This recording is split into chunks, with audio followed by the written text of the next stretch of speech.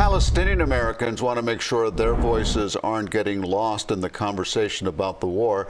CBS News Miami's Chelsea Jones spoke to a South Florida man who grew up in the West Bank and has his perspective on the conflict. The man you're about to hear from says what happened over the weekend in Israel is sad but not surprising, and he believes it's unfair to paint Palestinians in a negative light because of Hamas's attack. Free Palestine! As the death toll climbs after a surprise attack on Israel by Hamas militants, tension continues to mount between Israeli and Palestinian supporters. It's unfair to paint this conflict with this lack of being thoughtful, broad brush. The reality is the state of Israel wants that land for them, and the Palestinians want a state for themselves. Jalal Shehadeh was born in the U.S. but moved to the West Bank at 8 years old, and he remembers that time vividly.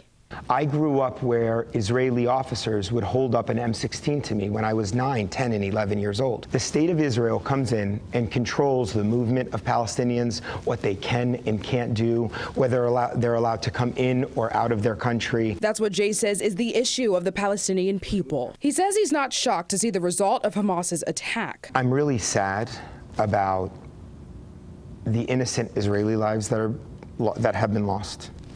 I'm sad about the inevitably many more than Israeli lives, Palestinian lives, that will be lost. One of Jay's sisters still lives in the West Bank with her family. His other sister is there visiting and trying to figure out the best way to get back home to South Florida.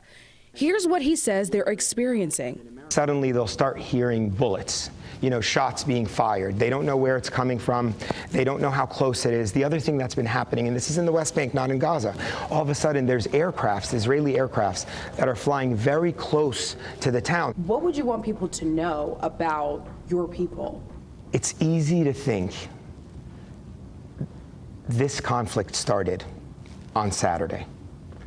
And the events that happened on Saturday, Friday to Saturday, they're a violent reaction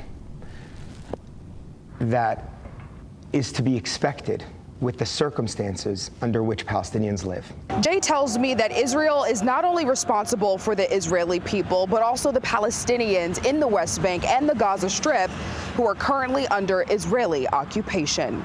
In Jalal, I'm Chelsea Jones, CBS News, Miami.